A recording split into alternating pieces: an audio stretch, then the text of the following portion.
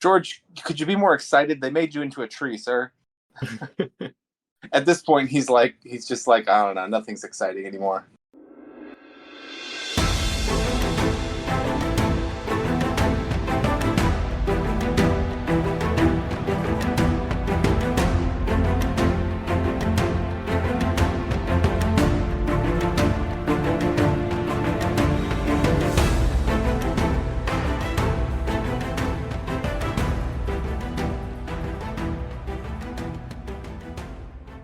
Hello, everyone, and welcome back to Vassals of Kingsgrave for yet another edition of our House of the Dragon review discussion, Dragoncast edition, featuring generally people from North America in that time slot, but not always. It's just this year we tend to feature the loyal dragons, loyal to the crown. As true with our what we said last time, we are all rogue lords of the Riverlands, and sometimes you don't show up to shit. So I don't know about you, but I'm a Targaryen. You know, fire is the champion of my house. Real Mad King style over here. But today I am joined by Casey. Hey, it's Casey, Blue-Eyed Queen on the Discords. And Duncan. Hey, this is Duncan, or Valkyrist on the Discord. I'm acting as emissary from long lost Dragoncast. And we welcome our Kraken brothers in arms. Always loyal to the crown, as usual. What is dead may never die. That is right. It comes back harder and stronger. And my name is Adam, also known as drownedsnow on the Discords and the interwebs and whatnot. So let's start off with our lemon cakes, or I don't know, our claimed dragons. I don't know what we want to give this episode. What do you guys think? More like those weird egg pile things. Eggs within eggs. Was that eggs or was that poop? It was like a clutch of eggs. I'll have to look at that within again. Eggs. Yeah. Yeah. So what would you say? I would give this a probably like a 4.25 out of 5. It's not as bad as like my least favorite episode, which I think was episode 5 or 6, but you know, it like the episode itself was good. I don't like how everything like everything's just going to wrap up in one episode, man. It's just really annoying that this is how they've tried to pace it. And personally, I think when you have this much money going into a show, you should put your money into the show, and I don't know. Yeah, I agree. Have more episodes. Yeah, I thought this episode had some great scenes, but a lot of meh scenes as well. I agree with you, Casey. Like, my problems aren't so much with the episode, just with the whole season and how it's being paced out and structured. I love the Oscar Tully bringing the Riverlords together and dressing down Daemon, although it unfortunately underscored how pointless a lot of his scenes this season has become and how vague his character has become. I thought Alicent's day spa was beautifully shot, but unfortunately didn't seem to result in much. It almost felt like they were ending her story, which I felt was odd. The Red Sowing at the end, though, was amazing. This must be one of the most expensive scenes ever shot for television. And it was great to unpack the lore and the biology of the dragons. And CGI and cinematography was breathtaking. I also like seeing Rhaenyra become more martial and dispassionate in her temper. That's a nice development. So I'd give it 3.75 scrambled dragon eggs. Okay, that's fair. I feel like, let's see, this episode was so far it's getting a lot of 5 lemon cakes. It's definitely skewing towards the 4 and 5 lemon cakes on the YouTube ratings there. And I think I'm going to give this like a 4.5. I think kind of you hit the nail on the head there, Duncan, that like where this episode ends, like I'm really worried, but not because of this episode, because I know there's only one episode left. if this were a 10 episode season, I wouldn't feel the same way. But I feel like they have a lot to do to get to where we think they're going to get. I'm kind of hoping maybe next episode just kind of ends in the middle of something, or we get a huge cliffhanger and we don't try to do it all in one episode. But I really liked I've been waiting for dragon taming. I've been waiting for people to get eaten and burned, and we just did it live, man. We did it all at once, and it happened pretty quick, but it was great. And yeah, things are moving. Things are great. This is much more satisfying than probably the last couple episodes have been for me. So yeah, I'm happy with that. All right, let's start with the preview we had, which wasn't much, but we had a preview about how the dragon taming didn't go so well for a certain Kingsguard knight. More talking about the small folk and Hugh and all them. When foreshadowing Alice, telling Damon he's got to get the Tullys on board, and then foreshadowing Rhaena and Sheep Stealer most likely, which is bullshit. And then they had to remind us that Sea Smoke assaulted my boy Adam and claimed him last week, and they had to remind us that because the first scene is like we go immediately from last episode where Rhaenyra took off from Dragonstone in a haste looking for whoever was riding Sea Smoke, and now they're just on the beach chilling. And I will say, dragons love them some beach, man. Plenty of room. It's pretty legit.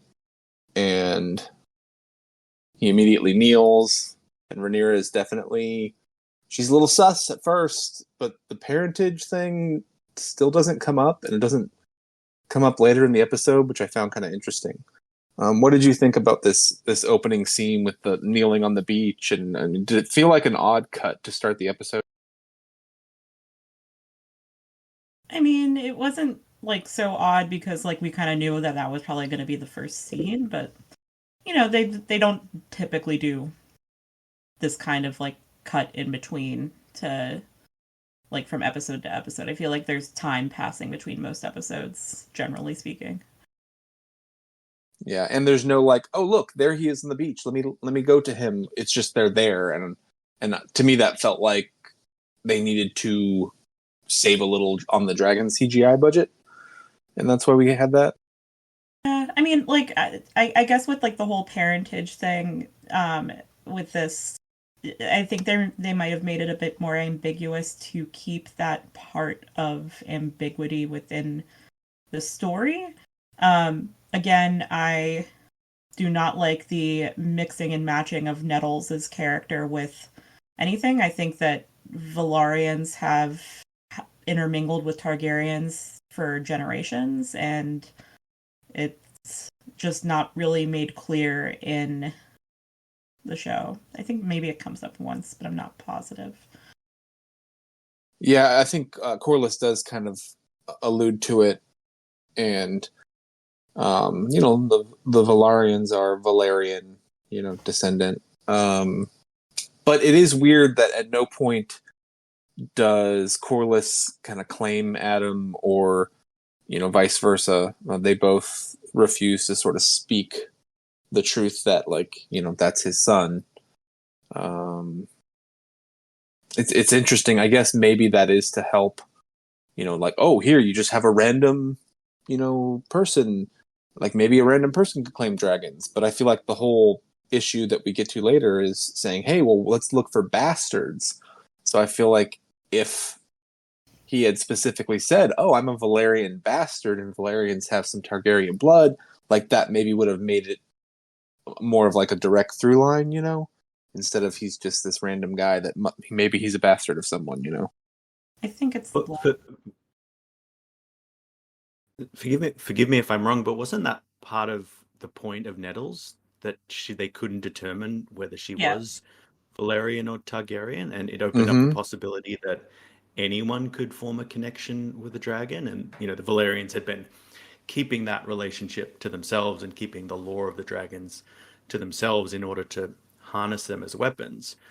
But anyone could potentially have the potential to do that, and that was I why don't know she if was it such an opened it up for interesting the character. characters, though, did it? I think that mostly opens it up for us because Yeah, for us, Nettles, we don't know. Like in the story here, they meet Adam and then think, oh, well, maybe kind of anyone could do it, and it's just weird to me because then they jump to like, well, let's go find some Targaryen bastards, assuming that he's a Targaryen bastard, which I mean, he is. It's just it seems like it would be very easy for him to say, well, my father's the sea snake, like, so, sorry, sort of thing. But even a bastard has to be claimed to get a bastard name, right? Like, it has to be kind of known their parentage is, or they're not going to become a Stone or a Snow or whoever. Like, so there are bastards that don't have the bastard name. Yeah, that's true. Yeah.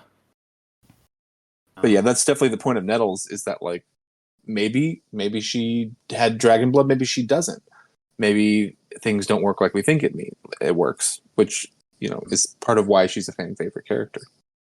Yeah, it really like is just the mixing and matching of it all. Like, and they did this with Game of Thrones proper as well, where they are just like, oh, here's a little storyline that Arya is gonna get, and here's a little storyline that Sansa's gonna get. And I get it. I again just think that when you have the money, you can do. You don't have to like cut and paste and right. crop things out and like what's another actress, especially if Rhaena's being sent away. Or you can I think that it's valid if they wanted to make like an extra storyline for Rhaena and be a little bit off book, like keep her in the Vale or have her more involved with like the kids or something. Or give her a random dragon. They all die in the end anyways. Well, that's true. Like, yeah, you could be like the cannibal. But I do wonder. And what was the Grey Ghost? Is the other one that never gets claimed? I think, right? I think it's a cannibal, and I don't know if there's any others. I do think it is going to be kind of odd. If I guess we can talk about this if it happens and stuff. But if she claims a dragon and then shows up like, "Hey, I got a dragon," and you think the first thing Rhaenyra's going to say is like, "Where the fuck are my sons?" Like, I left you with a very important job. I wasn't playing. I mean, that's kind of coming up too with Chase, right? I believe that's kind of where like he ends up in getting his end, right? If they do the gullet, which I thought they weren't going to be doing that this season. I can't imagine them doing it this season, but I don't know. In my vision is if they end the season like thinking they're going to take King's Landing in some kind of battle, but then like the ships arrive, and I think Stephanie said this, like, kind of like the ships arrive, and you're like, shit, well, we got to send people to deal with that, and then Jace is like, okay, I'm going to go deal with the ships, and then his brothers end up being involved. It could all sort of come into work, but then you've still got another episode next season, or maybe 2 episodes next season to drag that out instead of having it all here and now. I don't know if that works with the actors and whatnot, but anyway.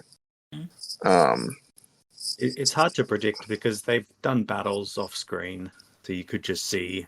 I mean, I guess you can't show Jace not dying, but you could just see them leaving halfway through next episode, and then the premiere of next season maybe covers the Battle of the Gullet. Yeah, I mean, Jace's death or something like that. I think that would be ideal, and I mean, it sucks. I think they want to keep Jace longer if they're doing 4 seasons. I don't know. It's hard to know though, because we were talking about this before the episode, how the Princess and the Queen would be grafted onto the seasons, because initially we thought, 3 seasons, that makes sense, 3 or 4 seasons, but they've really stretched out this season here, and it doesn't seem like they can fit it into 3 or 4 seasons because there's still so much that seems to need to happen. So it's hard to predict. That makes me feel like most likely they will cut a lot at the end, like Rhaenyra's death, and then like the Hour of the Wolf or whatever kind of is going to be very abbreviated. Well, the deaths of major characters like Cole, Rhaenyra, and Aegon. Well, I guess he sort of goes towards the end. they need something to replace them with for us to follow. And I Right. guess Oscar might be one of those characters, and I thought Cregan might be as well, but they really haven't done much with him this season, so it's hard Yeah, to really tell. hopefully he comes back, because Yeah. that would be good. Maybe get him involved more, or have him kind of in the Riverlands, at some point, hanging out, doing stuff. But we'll have Corlys. Corlys is like the through line for the whole story, really, right? He Mhm. he kind of plays both sides, not in a bad way. Mhm. He's just someone who both sides kind of like, yeah, okay, we can be down with this guy. Anyway, let's move on to the next scene. And Alicent has a cut on her hand. It's being tended by the Grand Maester, which apparently this cut is in the same spot that Rhaenyra got cut. So I didn't notice that, but that's kind of like a, I don't know, psychic bonding thing. I don't know what's going on there. But she wants to go off to the Kingswood with Rickard Karstark, I think is her Kingsguard. And this is just like a couple episodes ago when Rhaenyra had to sneak into the Sept, and they're like, well, no, Alicent could never get away. She couldn't sneak off, and there's no way. And now she's just going for a stroll. So I guess she probably could have met Rhaenyra somewhere else if they wanted to meet up. But anyway, what did you guys think of this? Alicent just needing to get out, I guess. This was weird to me. Like I'm still kind of confused. Like I thought it really. I'm sorry. No, go ahead. I thought it really made sense for the character. Like, it was really believable to me that, she's worked so hard. She's done everything she was supposed to. She finally got this little bit of power where she could wield, and then it was taken away from her. And she doesn't know what else to do. She's played the husband. She's played the mother. Her parent, her husband is dead. Her father is missing. Her kids don't need her / want her anymore, and she doesn't know who she is anymore. So it's kind of, she goes out to just be by herself for a bit and like take some healing maybe from the natural world. So I don't know. I thought it was like believable to her character. She doesn't have anything else left to do at this stage. And I thought, even though the scenes narratively weren't particularly interesting or satisfying, I thought this shot of her floating in the lake was really beautiful and just a good reflection of where she's at the moment. She's just floating. She has so much hair. Everyone wants Alicent's hair. I feel like that's what I hear all the girls say. Yeah, it was a beautiful scene, and apparently we're supposed to kind of like question, like, is she going out to die? Like, what's she up to?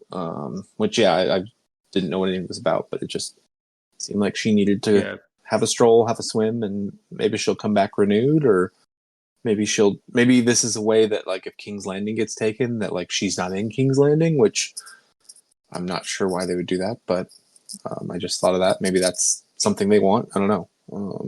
That's a good point. I also think she mentioned, was it last episode, talking about her children being raised in the Red Keep, and her brother says something like, the Red Keep obviously doesn't make good men because Darren's turned out well and your other two have turned out the way they've turned out. So maybe she's become sort of disenfranchised a bit with King's Landing and with the Red Keep and what it does to people, and maybe she just wants to get outside the city. Is it the Red Keep, or is it her the noise? that? Well, that's the question. Sort of Yeah, is she trying to get her kids? That's a good point. It's very much her as well. Yeah. But at least from her point of view, she wants to get away from the keep, or she wants to get away from herself and just like sit in silence for a bit. And she's also living with the fact that she kind of fucked this whole thing up in her mind, like, he said Aegon with his dying words, and it wouldn't have mattered because Otto would have done it anyway. But and she knows these things. Oh, sorry. I was just gonna say that I think this scene does a good job at showing that she is unraveling.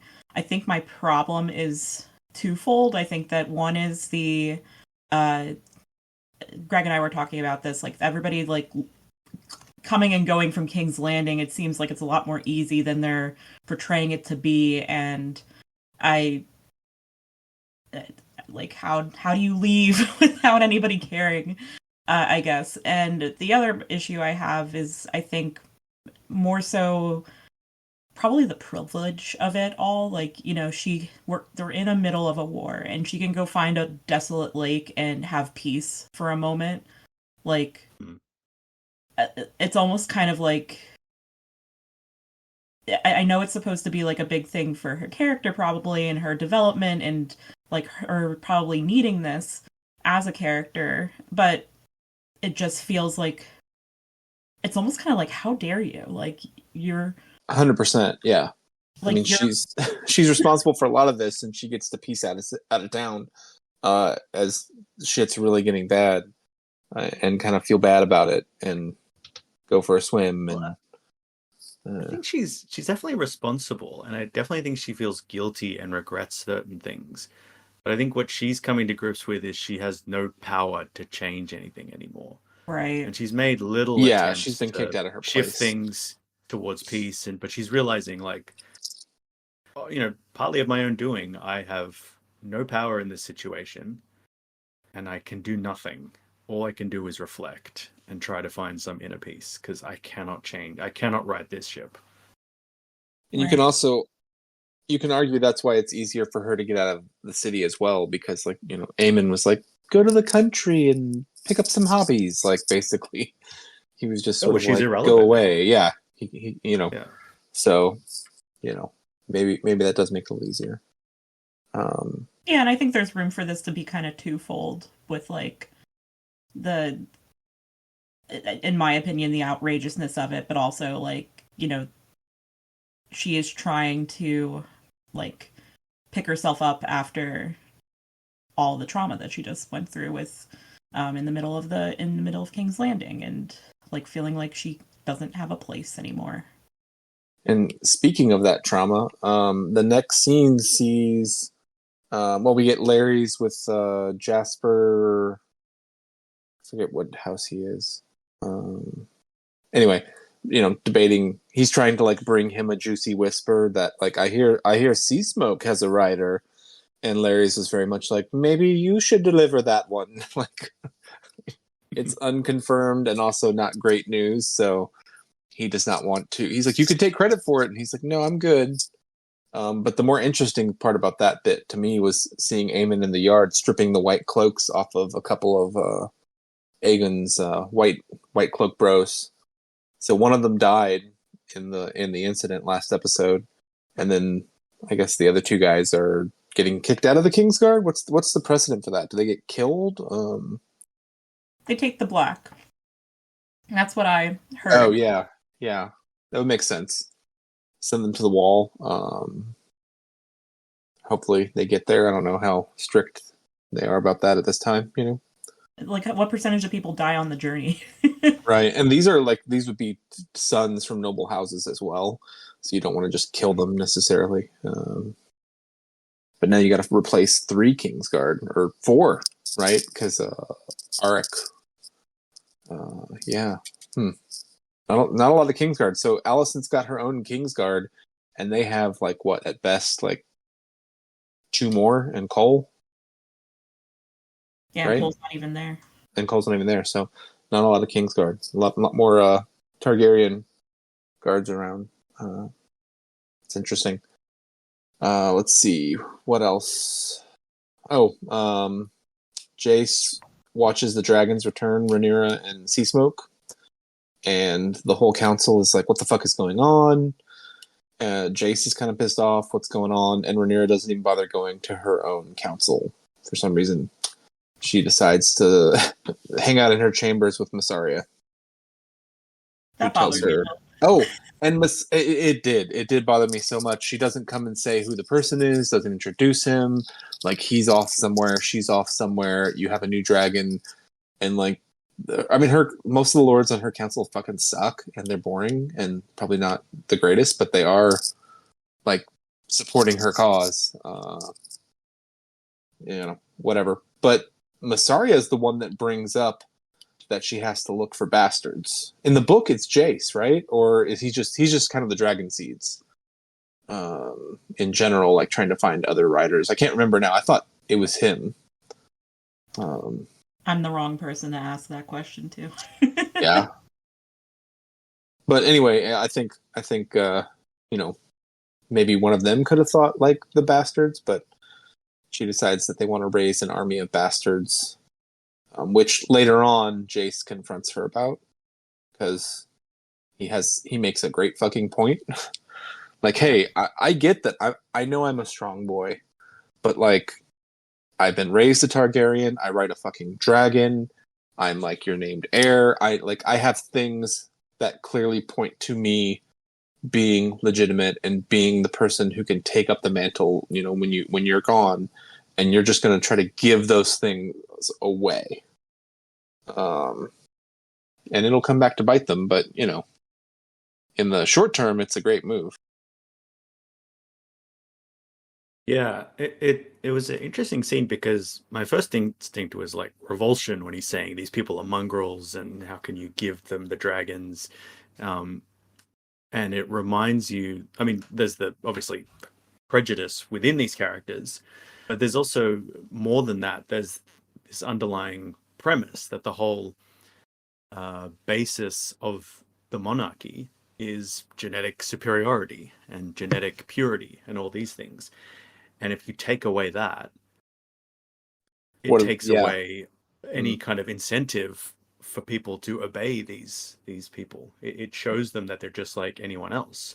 And why would you obey anyone else if they're not ordained by the gods or not, pure, holy Targaryen, Ubermenschers or whatever. Yeah, what do we have left if you're just spreading those dragons around? Yeah, if you're giving them to anyone. And then the more practical point is that if you're giving the dragons to anyone else, then they're going to have the power of dragons. So the power of dragons is no longer purely in the hands of Targaryens. It can be in anyone's hands. And you either have to kill them or wait till they die or something and then go, oh no, you don't get dragons anymore. But you've already sort of let the cat out of the bag. And I think the show has done a great job of showing kind of how revered the dragons are in the last just few episodes, really. I mean, for me, even like since just kind of we saw Maylee's head, going through the street, the people view the dragons as gods. We see the dragon tamers refusing to take part in this because it's blasphemy. She even refers to the dragon when she runs into Adam and he's on Sea Smoke. She says, "You're riding a dragon of House Targaryen." Like she's like, "These are ours."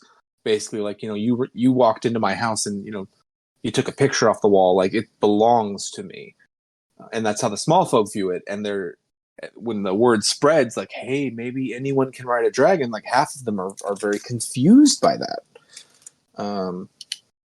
They did a really good job with kind of the religious or the reverential aspect of the dragons in the culture, because we didn't see that in Game of Thrones because dragons have been gone for so long.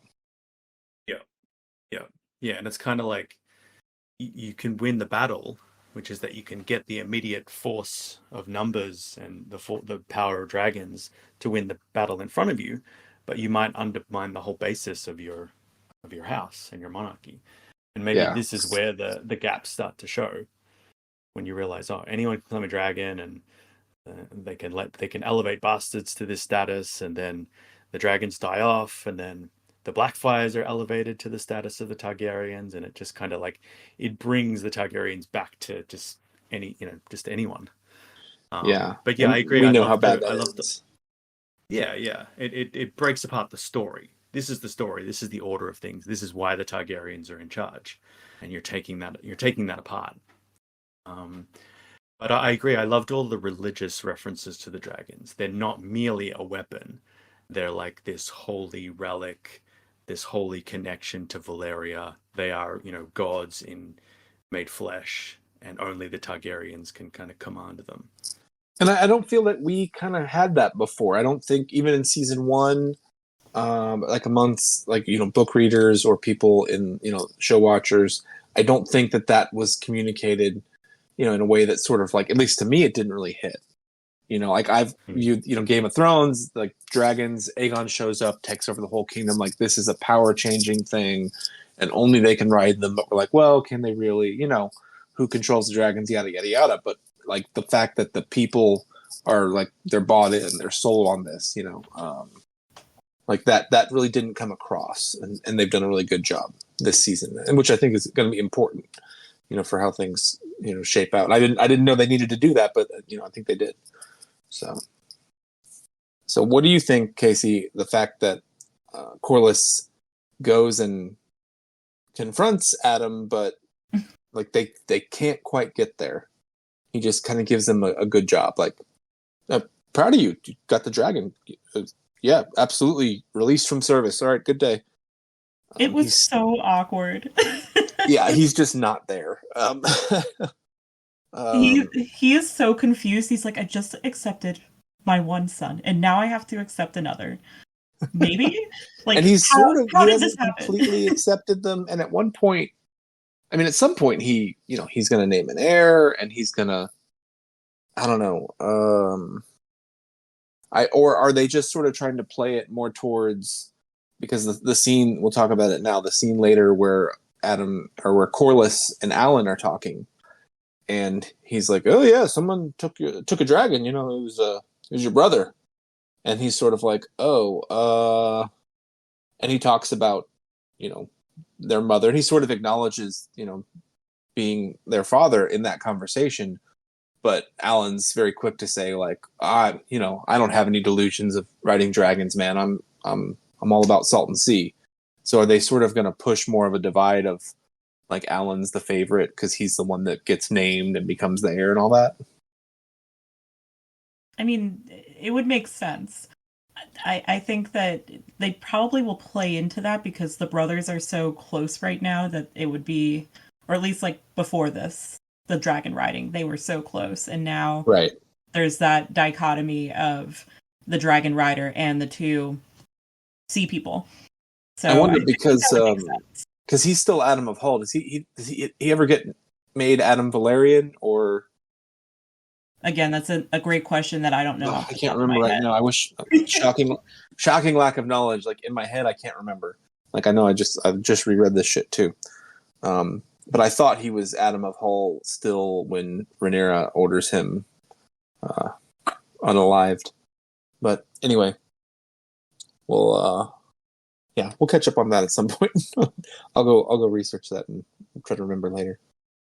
What do you think of the fact that Massaria is the one that is pushing all this? Just to give her something to do?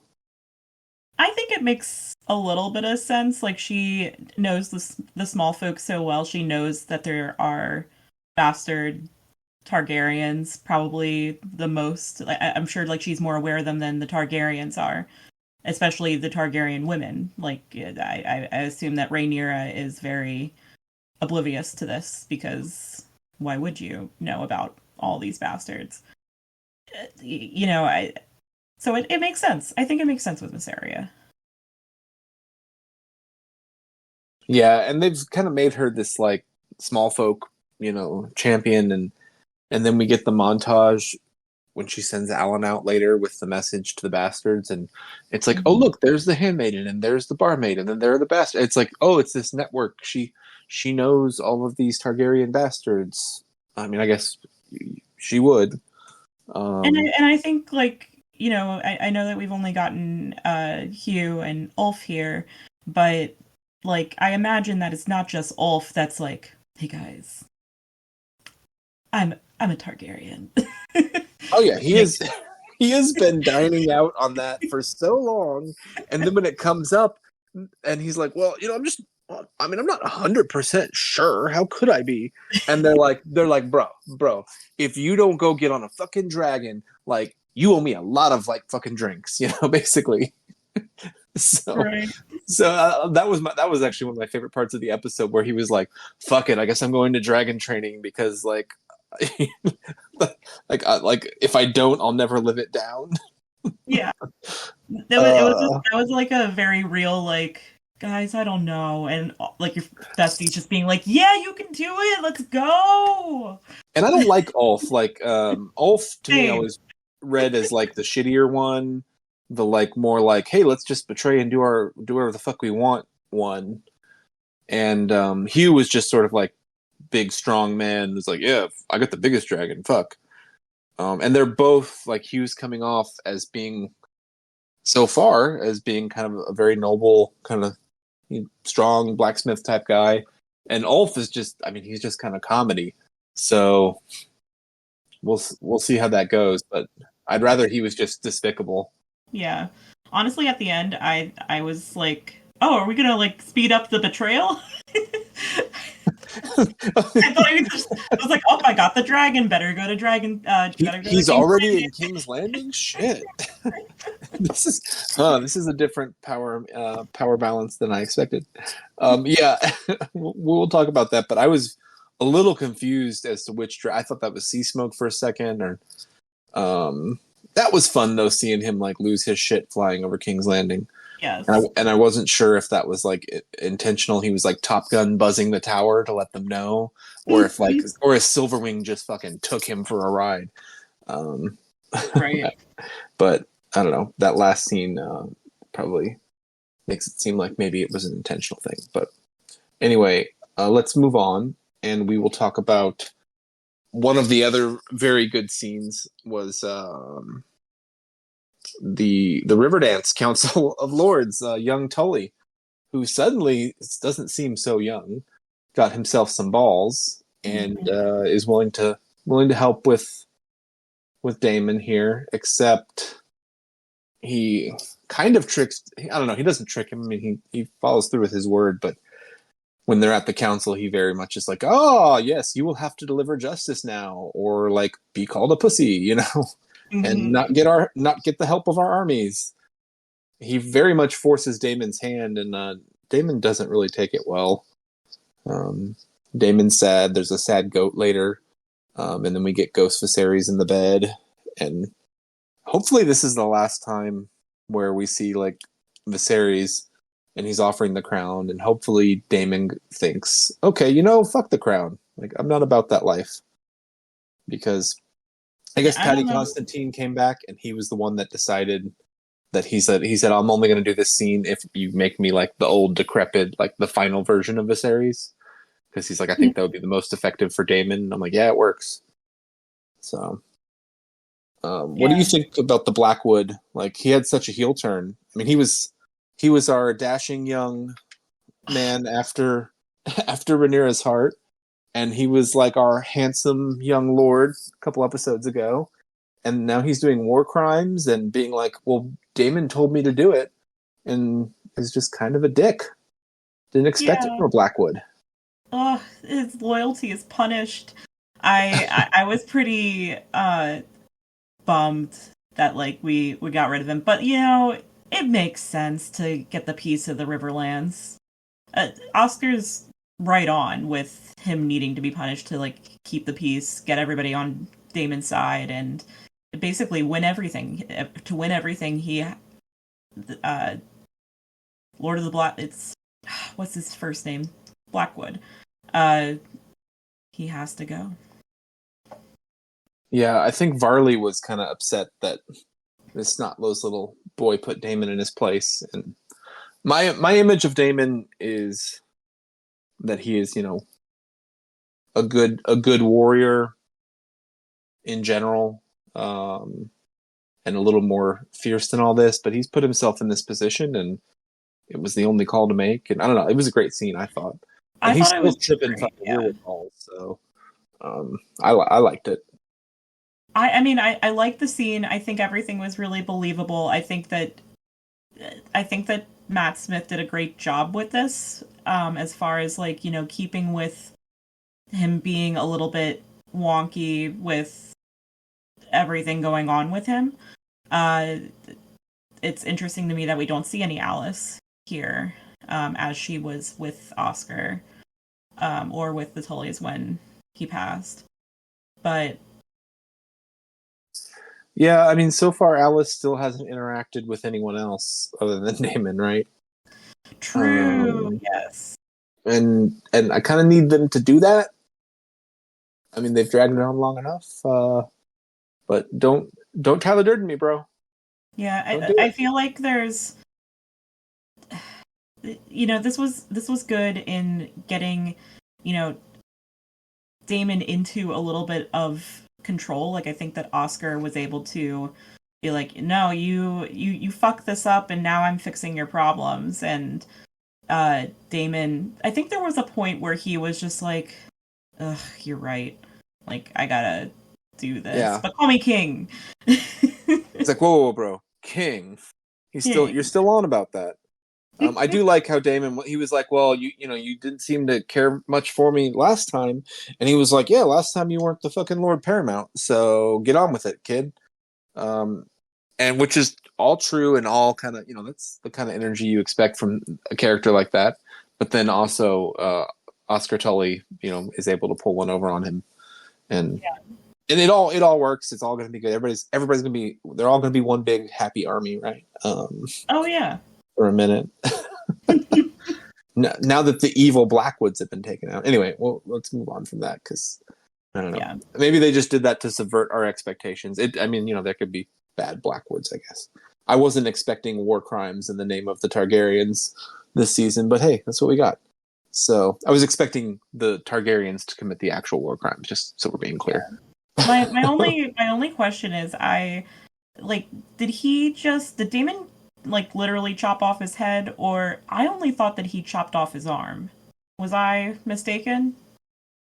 Well, it doesn't show anything, and I don't know. I just know that in, I think the after episode bit, it sounded like, he had to deliver, justice, and, so it sounded like, the dude's dead, but I also think that killing, the Blackwoods have a rather large force, and killing this Blackwood would be a problem.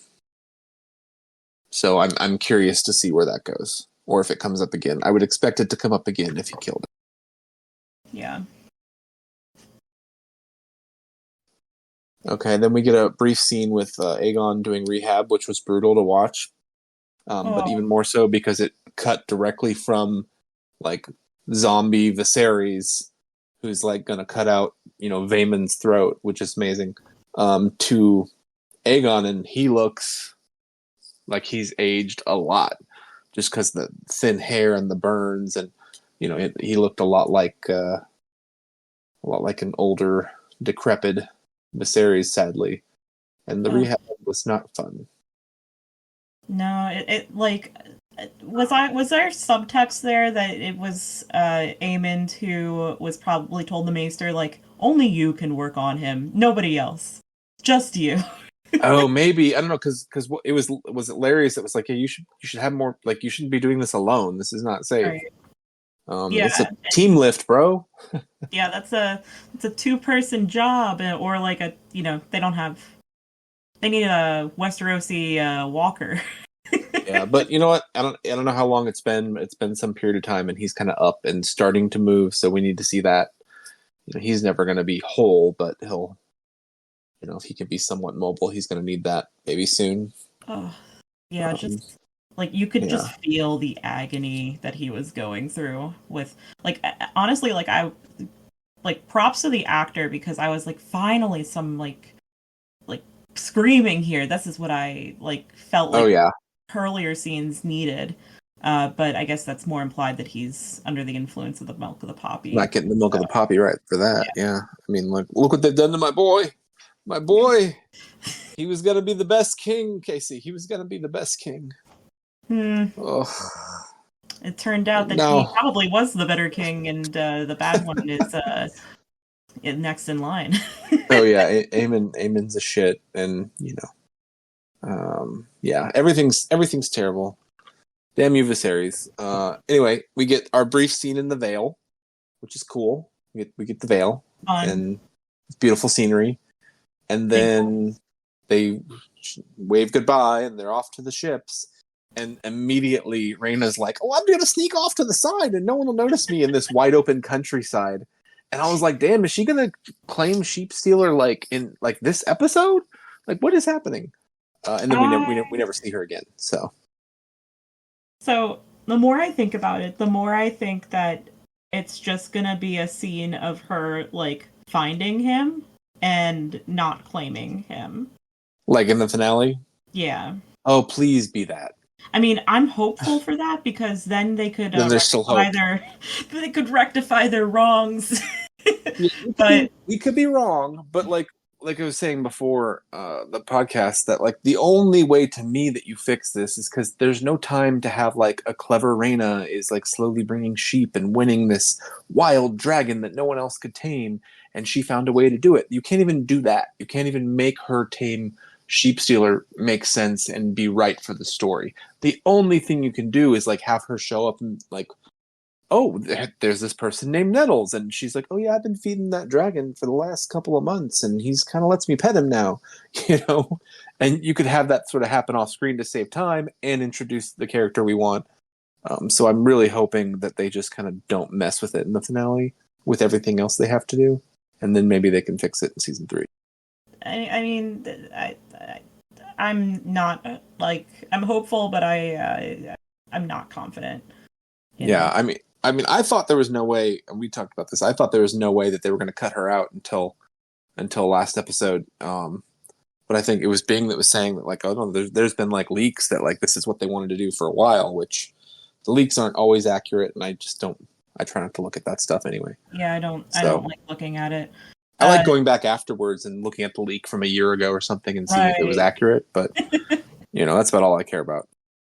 Yeah, this is hard. It's I feel like I was like catching on like at I think it was like the second or third episode where like they were talking about sea smoke, and I was like, it seems like they're having other people play the cards here. I don't know. I don't. Sea smoke is lonely, and when dragons are lonely, they claim humans. Like Vermithor ran off from the snuggle with Silverwing, and she was like, "Oh, a human? Okay, I'll take this one." You know, she was. I think Silverwing was just bored when Ulf showed up. Maybe. Yeah, just needed the right person at the right time. Honestly. Yeah. One of those ones. But anyway, the brief veil scene, and then we already touched on kind of Alicent in the water, Jace confronting Rhaenyra about bastardy, and Massaria sending Alan off to bring the dragon seeds, which ends with the boat getting filled up with all of these, white-haired people, mostly. Some of them kind of looking like the wrong end of the genetic pool there. All the Targaryen incest may be catching up to them. And, yeah, it's kind of interesting sequence. But like I said, I think my favorite bit of the episode, my favorite kind of comedy bit was Ulf being like, well, I don't know for sure I'm a bastard. Which was great. Yeah. He needed his hype up friends. And Hugh, why does Hugh go though? I don't understand this. His wife says no. They wanted to get out of the city and get away. Oh, the gates are locked. We can't get away. Oh, look, I can just go away on a boat. Like, could you have maybe gotten your family out if that's all you wanted? Or is he just drawn by the lure of a dragon and then like, hey, this can be a new life for us? I think it's that. Yeah, I mean, that's kind of how he presents it, right? So, yeah. I guess. I think it's also weird that we like find out like on an aside that his daughter died. Like, that's sad. Wait, his daughter died? Yeah. Yeah, he said he couldn't save their daughter or something like that, and you didn't see her in the scene.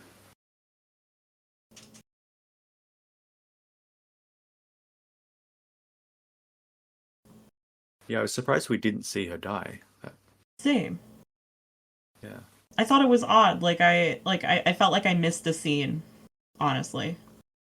Yeah, maybe something did get cut out there because she was sick, and that was part of it. Was like wanting to leave the city and needing food, right. And yeah, and I watched this episode only a couple hours ago and completely missed that part.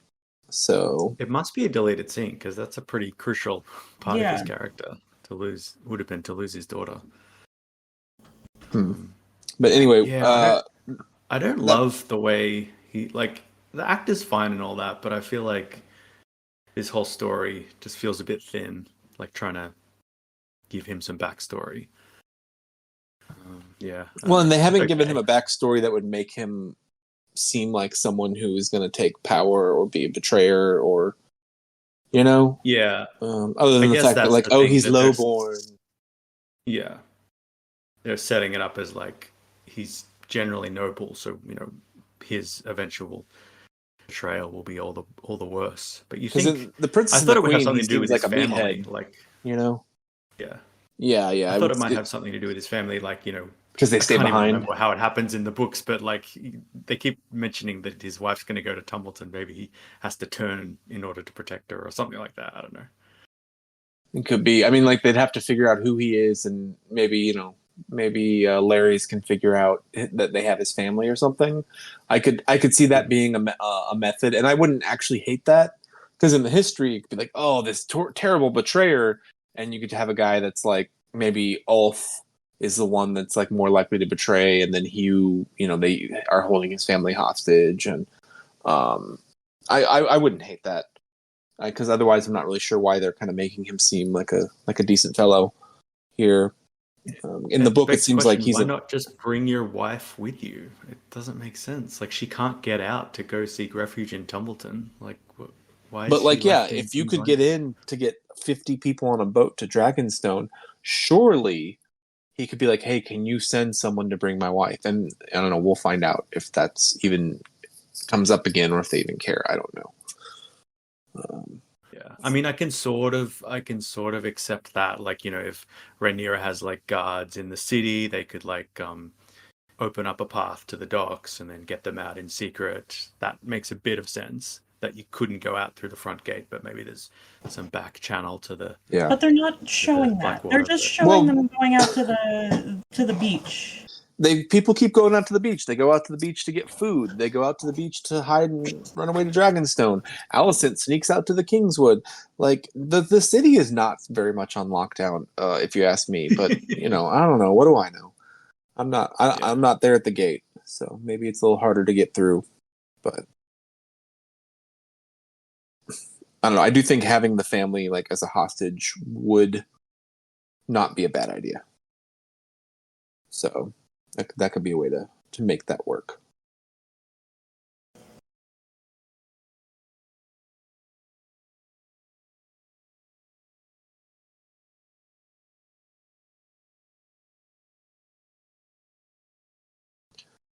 All right, so from there we kind of get to our main meat of the episode, the dragon trials, dragon taming. And Rhaenyra seems to put herself in a lot of risk here because she's number one, she just kind of walks up to all of these people saying, "Hey, you're here to try to claim a dragon." She tries to impart how serious it is. I mean, any of these people, I guess, could have just tried to kill her or something right there. I mean, I don't know, she's got guards and stuff, but she also, when they bring them down, comes out to Vermithor and calls Vermithor out before piecing out to the balcony, somewhat safe. I don't know. But I do like how the dragon tamers confront her and are like, "We're not doing this." And they're all speaking their High Valyrian, and they're like, "This isn't right. This is a blasphemy. Like, we are not helping you with this bullshit. Like, we can't ride the dragons. Like, you're the only people that are supposed to ride the dragons." And they're not wrong. Yeah. So This was like a nice surprise for me, and it also makes me wonder like what their like heritage is, if they like came over with the like if there are like long lost Targaryens or if they're like there's dragon tamer families, like they were raised that way or something. Like I want the lore. Yeah. And I wonder, do they come back? I mean, or are they just like, we're not doing this?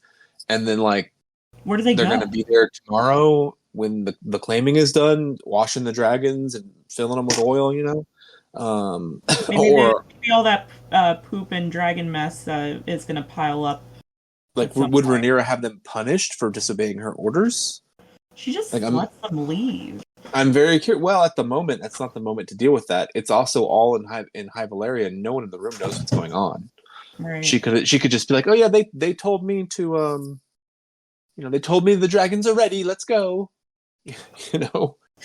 But I'm curious how she handles that. If there will be a punishment for them, if they will refuse to be helping her or refuse to be helping the new dragon riders.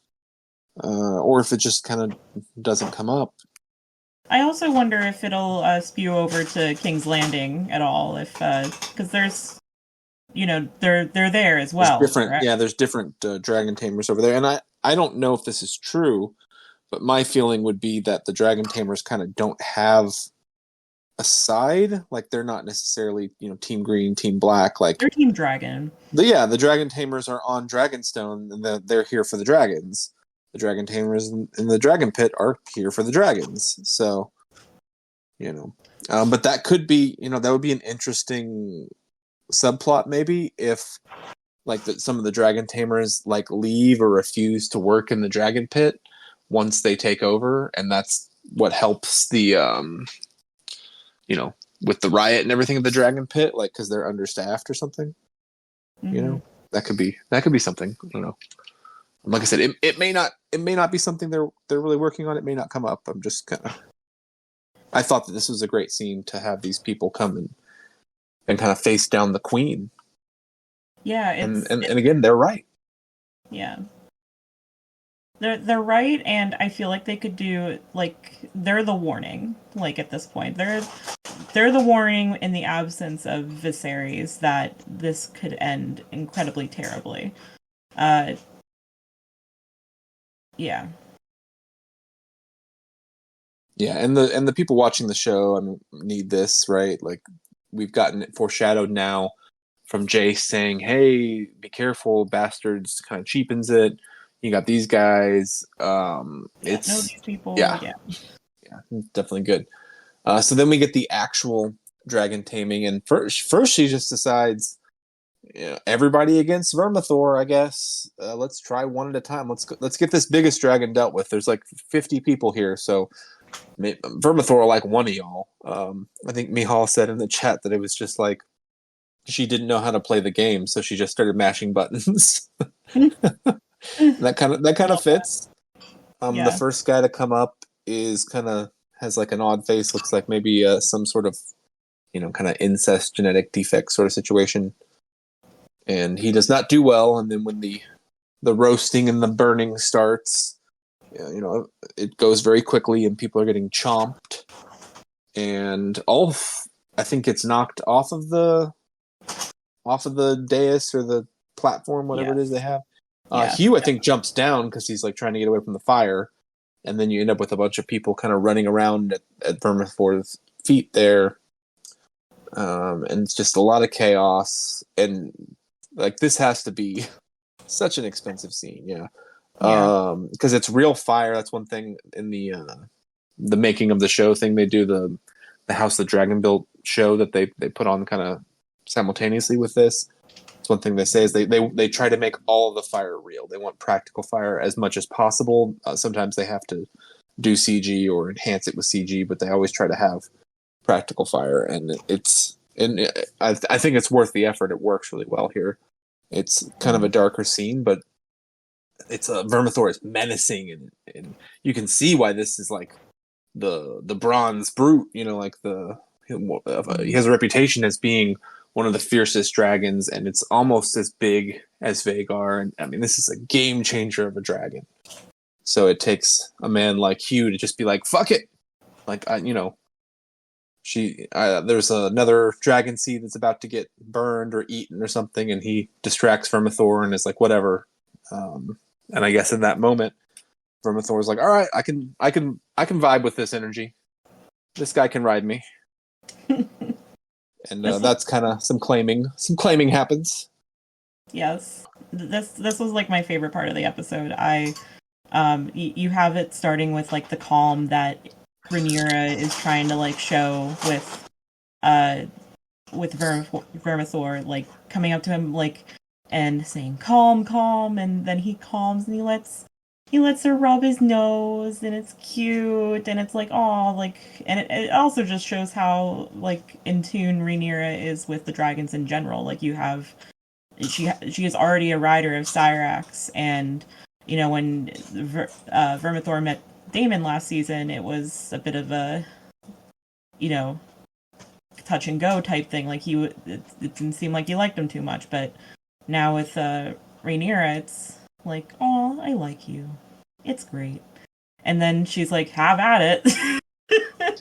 Yeah, I like how it's sort of like she's the Jedi Master talking to the Padawans. Like she has that voice, Mm-hmm. like kind of that Star Wars temple voice of like, all right, everybody, let's put out our lightsabers and it's all gonna be fine. And I'm like, oh, and then I Not going to think be fine. she remembers like dude just got roasted, and several of her guards and the dragon tamer that got roasted slit his throat right away. Like it was hardcore the last time they tried this, and I love how she's like, okay, well now the dragon needs to do the talking. I'll leave you all, and just like walks off, but is very careful to have a line of guardsmen blocking the exit. Like they are now trapped and cannot get away. Like someone better claim this damn dragon. It's pretty brutal for how like kind of calm school teacher voice that she was trying to portray. And then she just goes to the balcony and watches everyone get burnt and eaten. Yeah, it's just chaos. It was so fun. Like, there's so much tension, and then everything just explodes. And Rhaenyra is all just watching, and she's notably less surprised, and that might just be because she's already seen this happen once. But also, these are people that do not matter to her as much, do not have the nobility factor, and so a little bit less sympathetic, I guess. But anyways, like craziness unfolds and people are getting eaten, people are getting burned alive, people are running around on fire. It was just insane. And then Hugh just like roars back at him, and it's like, yes, that's what they're looking for. Yeah, and I'm like, I like this guy, but I know I don't want to like this guy. I mean, the actor's been good. So like I said, I'll see how they handle the turn. I'm sure they'll do a good job with it. So, Right. like I said, he may not just be the vile betrayer who, wants to declare himself king or some shit, So, I mean, I wouldn't mind like kind of having like one more noble dragon seed and one more kind of less noble dragon seed, I guess. Right. They could play off each other for a while with that. And yeah, I'm sure him and Ulf will become buddies through this. Yeah, and it's interesting to me. I just have to think like just how fucking big the Dragon Mount is. Like that there's caves that Vermithor can hang out in and snuggles up with Silverwing, and there's multiple dragons that hang out down there. Mm-hmm. And then like we see in a minute here, like Aemon just has Vhagar like outside the city. Like is what it appeared because she's too big. I was like, damn. That was, the Balerion was even bigger. So, like, where did I thought, Anyway, these are questions that I guess don't super matter. But I'm also just like slightly annoyed that my question of how do they get on the dragon like is never answered in any of this. Well, the only time we really see them get on is like Aemon, like when he was taming for sure. Like you see, Vhagar has all these ropes and stuff, and it's like easy to climb up. And a lot of them, I mean, we've seen them get on from the Dragon Mountain stuff, but it seems like the dragons just kind of kneel down and you climb up their scales like Danny did, but it's kind of expensive to show that. I get it. So let's cut to them being in the saddle because the saddle buck is expensive too. But yeah. Also, they're pre-saddled. Like, do they just keep them on?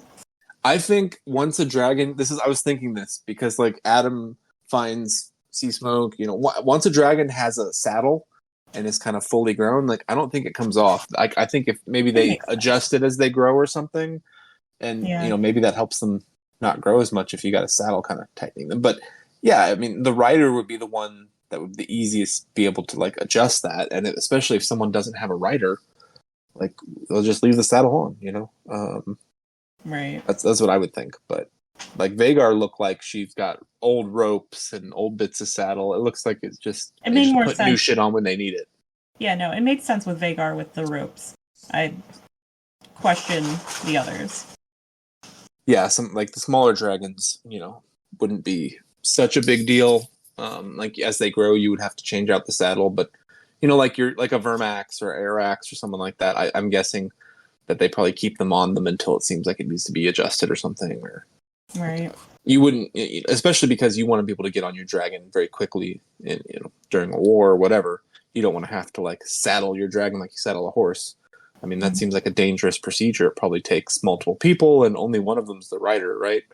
So you're putting the dragon tamers at risk. And anyway, this is probably all what everyone wants to listen to is how to saddle your dragon. That's what I wanted to know. But yeah, I have thought about that several times, and there's the meme that floats around which like shows all the different saddles of the dragons and how cool they are, and then it's like it just shows Dany. Like it's like we forget like Dany was just hanging on for dear life. Right. Like how did she not die? They're like harnessed in and shit. Right. And she's just like holding on to some scales. There was something floating around about how Cyrax has like a heart like around her neck. I don't think season 1 she did, but and Cyrax is she's a decent size. Like she's capable. Yeah. She could do some damage. I mean, Rhaenyra immediately ran off to confront whoever was riding Sea Smoke. So, which I liked that for her. That was good energy. She's not going to be kept inside all the time. Because it was either her or Jace at that point, right? Yeah, I mean, like, she just knew what she immediately had to do. I guess I doubt we're getting any kind of, like, so we made out last episode with this area this season. It'll probably be next season with the response, but... I'm not surprised that they didn't just wake up in bed with a cigarette, in one scene or something, Game of Thrones style, like, oh, well, that was good. Bastards, great. You say. Bastards, that's a good idea. Let's try that. It would make more sense why they didn't show up to the meeting, honestly. It would have made more sense if she was like, I'm so excited because I've found this dragon rider, and they were in bed, and yeah, but no, they didn't do that. So then after that, we get Silverwing. Ulf just tries to get the fuck away, and when Silverwing finds him after I thought he stepped into some shit, but I guess it's like dragon eggs or whatever it was he stepped in, and he just gives up basically and is ready to die, puts his hands up, and Silverwing's like, you'll do, I'm bored, why not. Yeah, you found me, this is your reward. Yeah. And I was like, okay, that's how we're going to do that. And they said after the show thing, they were like, we just wanted to show something different. Like, they're like, we have no idea how the dragon claiming works. So they're basically just like, we just figured, why not? Like, George has not told them how the dragon claiming works. So they're just making it up. But then after this, we get the small council in King's Landing. And we hear people screaming about a dragon or something out the window, and Aemon just like does not give any fucks. Like the people, he's trying to. What is it he asked them? They were trying to talk about something at the council meeting. They were talking about how Prince Darren has taken the dragon and is like going to be coming to join the fight, and they're like, oh yeah, we're going to be fierce now that we got Darren on our side, and then. Yeah. Finally, the cries get so loud that Aemon is like, what the fuck? And then he sees, who I thought was Sea Smoke at first, because all we saw was the underside, but it was Ulf, and he was either like doing a Maverick Top Gun like flyby of the King's Landing Tower, and like the pattern was definitely full Ghost Rider, or Silverwing took him for a ride and he doesn't know how to fucking get back. I couldn't tell, but... It cracked me up that Aemon is like, to horse! And then like 20 minutes later, he's on Vhagar, chasing. And I was like, oh, are we about to get another dragon battle? Like, this is going to be some shit. I mean, I was legitimately like pumped here watching this scene. And then as Silverwing retreated to Dragonstone, and I'm like, well, Aemon's not that stupid, is he? And he's not. So you could tell he was like, fuck no, I'm not doing this. And he turned back around to King's Landing, so... Yeah, this is clearly a setup for the next episode. Protected his airspace. And then we get that beautiful shot with Rhaenyra, sitting there with her 2 new dragons. Like, come on. Take me on, bro. Come at me, bro. Yeah, they got a lot of Valyrian to learn. They got a lot to do before they're going to be super effective, I think. I don't know if they're gonna get that. Yeah, I don't know how that's gonna go. At least Dracarys, right? Yeah, it's just the only thing you need to know is Dracarys. Yeah. And no Kristen Cole this episode. No, none. Yeah, what the hell happened with him? I guess he's still, when they want to make people travel like long periods of time, they just don't put him in an episode. Unless it's Peter Baelish. Yeah, exactly. Yeah. Anyway, I don't know. I was pumped by the close of the episode, and then I was like, shit, we only got one more. So then I was like very, very worried. And the next episode preview shows that like the armies are ready, and Rhaenyra's like, let's hit King's Landing.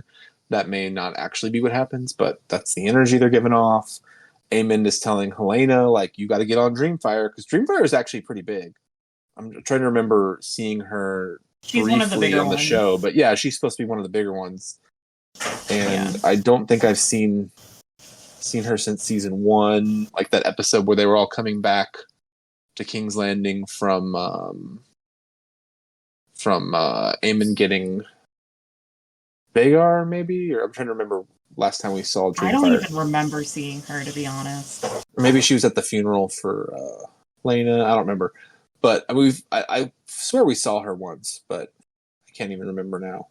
But then there's also a whole ton of ships showing up in the next episode preview, so that may be the Gullet fleet, Triarchy fleet. I would expect. That's what I'm expecting too. This whole next episode is going to be a shit show. Just going to be so fucking much. And it is not even that long. Like, how many people are going to die within this time? Like, my guess is main character wise. Like, I'm guessing 4 at this point. Yeah, so I'm going to put this 2 ways. So this next episode, the runtime for the finale is 1 hour and 13 minutes, which will make it the longest episode of this season. Episode 2 was 1 hour and 12 minutes, Rhaenyra the Cruel. So about that long, and I think that one people kind of felt like maybe that was felt like it was a little long. On the flip side, the Red Dragon and the Gold was 56 minutes, the shortest episode of the season, right? And it had Rook's Rest and all that, and like was the best episode of the season so far. I'm sure most people would agree with that, and it felt paced well and all that. So I don't know. Can you fit a lot into 1 hour and a half or 1 hour and 13 minutes? I mean, yeah, but are we gonna let's check off some boxes here? Like, are we gonna try to claim Sheep Stealer? I hope not. Are we going to have the Battle of the Gull, the Triarchy fleet? I hope we don't really get too far into that, but maybe. Are they going to try to take King's Landing?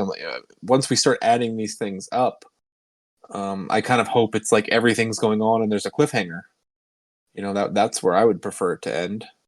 Or maybe you just do one of those things. I don't know. And make the rest of it a cliffhanger? Maybe. Well, because we still have to have the dragon seeds, have a conversation with them to start next episode and be like, hey, like Adam was like, hey, I want to learn everything there is about dragon writing, right? So these guys, hey, you got to teach them some basics of dragon writing. Like, you have to have at least a scene or 2 with that. I mean, I don't think they don't even know how to breathe fire. You think they're just going to get on there and be like dragon savants and just start burning ships and shit? I don't know. I don't think they necessarily need to have those scenes to make the episode. I think it's just going to be like, we're doing this, and then the next scene is the other side's, we're doing this, and then they do the thing, and then another group does the thing, and then another group does the thing. It's just going to be... Well, yeah, they can definitely do it that way. Like I said, you can fit a lot of things in there. It's just what's the quality of it going to be? I don't know. Right. So we will see. I'm hopeful, and I'm more hopeful that we don't get Sheep Stealer and shit. Maybe they push that off, and maybe that can be changed or something. I don't know. Yeah. Give us Nettles, but whatever. Just do it. Yeah. So I don't know, but this I really liked this episode actually. I don't know, after several episodes that we've had people kind of being a little more bored and not being as into, I thought this was a pretty good one. Yeah, It was good. I just am not looking forward to the last one now. But maybe it'll be really good. I don't know. We shall see. We shall see next week. So, and what is that going to be? August 4th is the finale.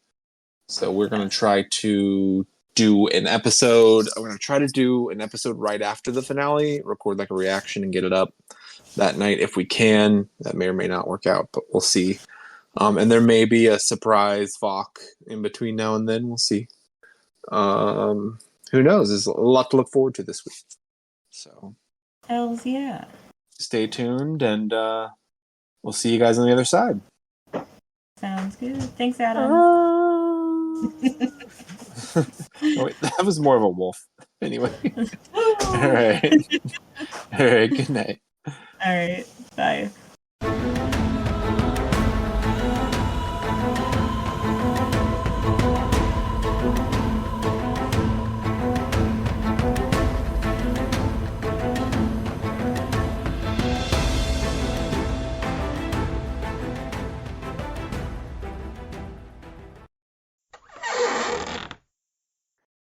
Behind the scenes thing they do. Oh yeah, I never watched those. I guess they're on YouTube. Well, they have on, I don't know about you guys, but like on HBO, for us, they have like the whole series of like, I think that what is it called? Like the house that dragons built. Mm. So it's like each episode has its own episode. Some of them are 30, 40 minutes. Some of them are like 15 minutes long. But it's just it's just like production stuff, which is kind of cool. You know, how they made the fire happen, how they did, you know. Yeah. There's some bits in there that you're like, oh, like one bit in this episode that they mentioned was that the weirwood in the weirwood tree in the Godswood at Harrenhal is George R. R. Martin's face. And then they kind of like, you know, concealed it a little so it wouldn't be so obvious. And I was like, oh no, yeah, I didn't pick that up. So, and then you have the obligatory shot of George like, oh, thank you guys. This is great. Wonderful you did this. George, could you be more excited? They made you into a tree, sir. At this point, he's just like, I don't know, nothing's exciting anymore. He's been through this game how many times? Yeah. He couldn't make any of the pages, so the pages made him. Oh, Casey, there we go. Okay. You got in. The trees are reclaiming the pages from him. Oh my goodness. Pages are so old, they're reverting. I'm gonna go turn the heater up. It's really cold. Oh yeah, Google Docs is like, sea smoke is not a word. Yeah. Shut up, Google.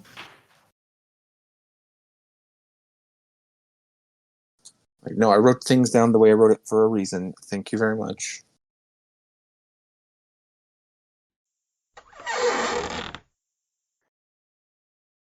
I feel like I enjoyed the first season more because I had forgotten what happened in The Princess and the Queen. So I was just kind of watching it and just like, it was all new to me, or, you know, I didn't know what to expect. But since I started like reading through what happens in the Dance of the Dragons, now I'm like, oh, it's not matching up, or oh, they got to get to this scene. Like my expectations are much more. So I can't quite relax and enjoy it on its own terms. Right. I like so I put up last week's Dragoncast episode on YouTube because I just got back home, so I did it. And the first comment is like, Oscar Tully goat, you know. Like, that wasn't this video. Which kind of cracked me up, but yeah. Let's see. Lemon cakes. So have they cut? I think I heard they cut the other Muppets from the show. Yeah, that it seems to be. Who mentioned that? I think Matt mentioned that. Like it was in an interview or something. Were they his brothers, like Elmo and? I think that they're just saying they just didn't want to go that route. I think they just didn't want to be like, we're going to have Elmo and Kermit. And, like we're just going to be like, okay, we'll have Grover. We don't meet Grover. and then we'll have this kid named Oscar. Honestly, like, this is a huge slight to Sesame Street. They made a whole fucking Red Wedding episode, and, like, I would just feel the gut punch. They made a Red episode wedding of Sesame Street? What was it like? How many traitors? Cute. 1 traitor. 2 traitors. Was this a real episode or like a I mean, like, it was. I don't know if they like had it air like with the normal episodes, but they definitely did it. And they've had some Game of Thrones people on there and done some bits before, you know, kid appropriate type stuff on the show. They have the Count as Ramsay Bolton. Not Ramsay, Bruce Bolton. I have flayed 3 Starks. Yes. But yes, Reek, come here. Oh, now Ramsay's forever going to have that like Eastern European accent. Boltons are from Eastern Europe. There you go.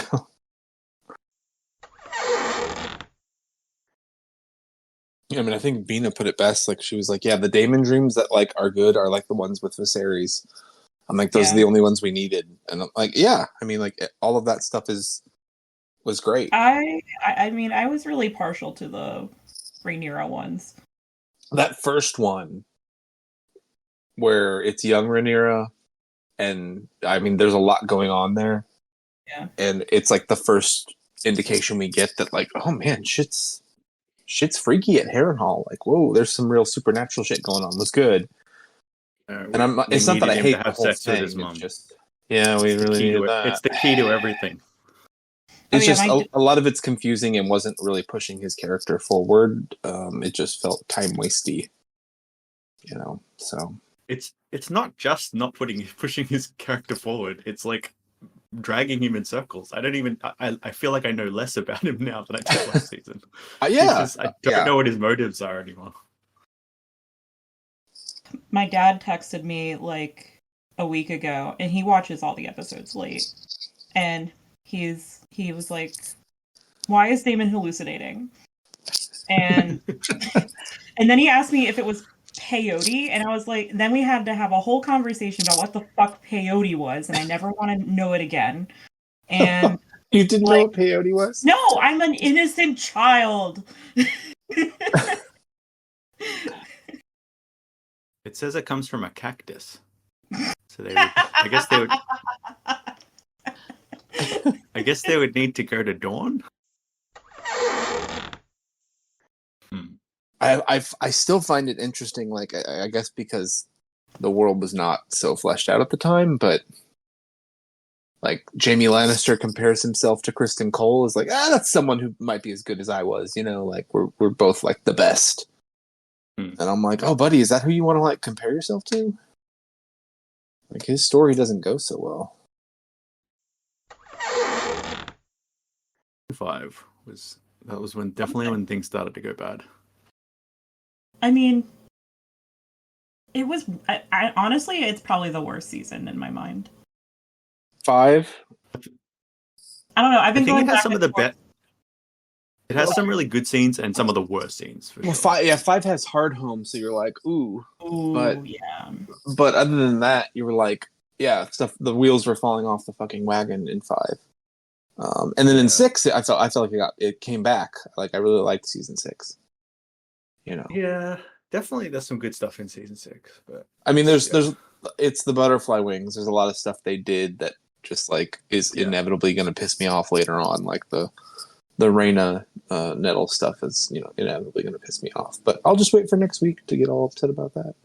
Yeah, I've been going back and forth lately because I think we recently like posted like our season rankings, and like I know I put like 8 as last, but I don't know, like I feel like I was more angry about 5, but it might be also because this last episode is going to feel like an end of season 5 to me.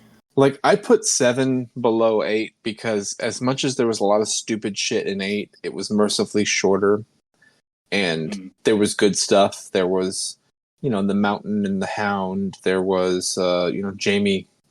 There was the Night of Seven Kingdoms episode right before the Long Night episode. Both of those are good episodes. The Long Night, you couldn't fucking see it. I mean, there's like, oh, Danny forgot about the Iron Fleet and all that bullshit, which sucks. But I feel like in season 7, it was just like so wonky, and I was like, oh, this is not gonna end well. Like I knew with everything they were doing, like quickly, but beyond the wall. And I was like, oh fuck, this is so stupid. Oh my god! Yeah. If we bring Cersei, Couldn't believe that a episode. zombie, she'll stop the war. Like, guys, stop. Like, no one thinks this makes any sense. I think like the first 4 or 5 seasons we were much like scrutinizing it a lot more because it was adapting material, whereas by episode 8 our expectations were so low that it was kind of just whatever. Yeah, so that's part of it too. It was like angry. The good stuff we got, I was just like happy for it. And I feel like if the plan had been to go get some like whites and then like parade them around, like showing Cersei's vassals, just showing anyone, being like, look, this is what's coming. We didn't squabble. But if like, well, we're just gonna bring it to Cersei and then everything will be cool. Like, it's the stupidest plan. But like, if they had more time and they're like, hey, we're gonna stretch this out, we're gonna go to all the major lords, we're gonna show them this is what's coming, this is the big deal, and then like all of that ends up for nothing because they're like, well, fuck off, we're not gonna help you, and then they just go to the north and deal with it, and like the people in the south like never happened. You know, I'm like, okay. They also did that in the first season. They brought a hand. And they did. I mean, it had died by the time. No, but a hand's nothing. Like, but like, I don't think anyone would care anyway. Like what is Highgarden or the Tyrells? What do they care if the North is being invaded by? But it's not going to be the North, and Cersei doesn't care because she just doesn't give fucks, and she's a fucking sociopath. She's not the right person. Yeah. But yeah, if you go to the River Lords, if you go to the Vale, and you go to Highgarden, and you're like, look, fucking zombies, like they're at the wall, and they will come across the wall soon. I don't know about you, but like these are people who, don't have technology and have never seen a zombie movie. Like I would think it would be pretty effective. Just like seeing the dragons is pretty effective. But Cersei was just like, womp, womp, womp, womp. Anyway. And they just love Lena Headey so much.